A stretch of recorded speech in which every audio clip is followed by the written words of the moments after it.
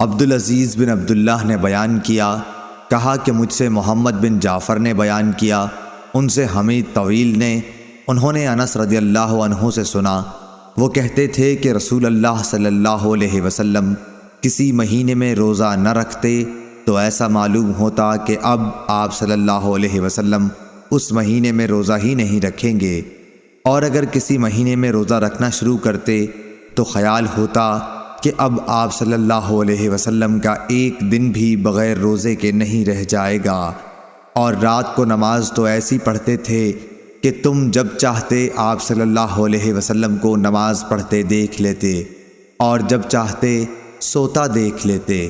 محمد بن جعفر کے ساتھ اس حدیث کو سلیمان اور ابو خالد نے بھی حمید سے روایت کیا ہے۔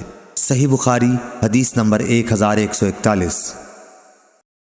امام مالک نے خبر دی، انہیں ابو زناد نے، انہیں اعرج نے اور انہیں ابو ہریرہ رضی اللہ عنہ نے کہ رسول کریم صلی اللہ علیہ وسلم نے فرمایا کہ شیطان آدمی کے سر کے پیچھے رات میں سوتے وقت 3 گرہیں لگا دیتا ہے، اور ہر گرہ پر یہ افسوں پھونک دیتا ہے کہ سو جا، ابھی رات بہت باقی ہے۔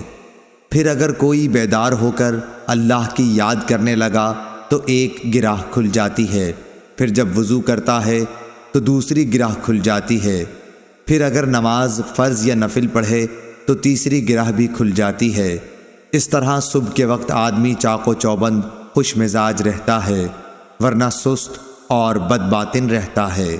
صحیح بخاری حدیث نمبر 1142۔ ابو رجا نے بیان کیا، کہا کہ ہم سے سمرہ بن جندب رضی اللہ عنہ نے بیان کیا، ان سے نبی کریم صلی اللہ علیہ وسلم نے خواب بیان کرتے ہوئے فرمایا کہ جس کا سر پتھر سے کچلا جا رہا تھا وہ قرآن کا حافظ تھا، مگر وہ قرآن سے غافل ہو گیا تھا اور فرض نماز پڑھے بغیر سو جایا کرتا تھا۔ صحیح بخاری حدیث نمبر 1143۔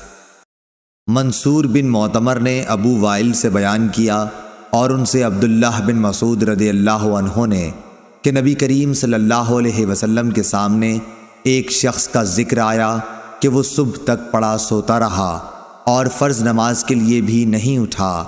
اس پر آپ صلی اللہ علیہ وسلم نے فرمایا کہ شیطان نے اس کے کان میں پیشاب کر دیا ہے۔ صحیح بخاری حدیث نمبر 1144۔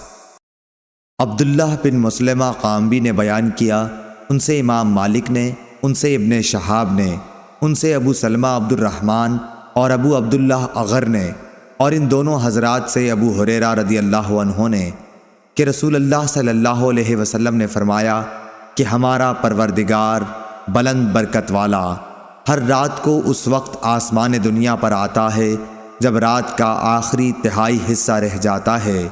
وہ کہتا ہے کوئی مجھ سے دعا کرنے والا ہے کہ میں اس کی دعا قبول کروں، کوئی مجھ سے مانگنے والا ہے کہ میں اسے دوں، کوئی مجھ سے بخشش طلب کرنے والا ہے کہ میں اس کو بخش دوں۔ صحیح بخاری حدیث نمبر 1145۔ ابو الولید نے بیان کیا، کہا کہ ہم سے شعبہ نے بیان کیا، دوسری سند، اور مجھ سے سلیمان بن حرب نے بیان کیا، انہوں نے کہا کہ ہم سے شعبہ نے بیان کیا، ان سے ابو اسحاق عمرو بن عبداللہ نے، ان سے اسود بن یزید نے، انہوں نے بتلایا کہ میں نے حضرت عائشہ صدیقہ رضی اللہ عنہا سے پوچھا کہ نبی کریم صلی اللہ علیہ وسلم رات میں نماز کیوں کر پڑھتے تھے؟ آپ نے بتلایا کہ شروع رات میں سو رہتے اور آخر رات میں بیدار ہو کر تہجد کی نماز پڑھتے، اس کے بعد بستر پر آ جاتے اور جب مؤذن اذان دیتا تو جلدی سے اٹھ بیٹھتے، اگر غسل کی ضرورت ہوتی تو غسل کرتے، ورنہ وضو کر کے باہر تشریف لے جاتے۔ صحیح بخاری حدیث نمبر 1146۔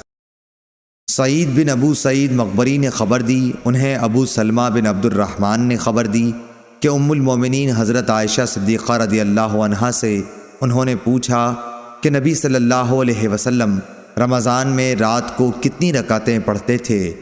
آپ نے جواب دیا کہ رسول اللہ صلی اللہ علیہ وسلم رات میں 11 رکعتوں سے زیادہ نہیں پڑھتے تھے، خواہ رمضان کا مہینہ ہوتا کہ یا کوئی اور۔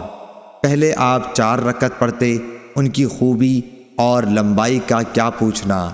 پھر آپ صلی اللہ علیہ وسلم 4 رکعت اور پڑھتے، ان کی خوبی اور لمبائی کا کیا پوچھنا۔ پھر 3 رکعتیں پڑھتے۔ عائشہ رضی اللہ عنہا نے فرمایا کہ میں نے عرض کیا، یا رسول اللہ، آپ وتر پڑھنے سے پہلے ہی سو جاتے ہیں؟ اس پر آپ صلی اللہ علیہ وسلم نے فرمایا کہ عائشہ، میری آنکھیں سوتی ہیں لیکن میرا دل نہیں سوتا۔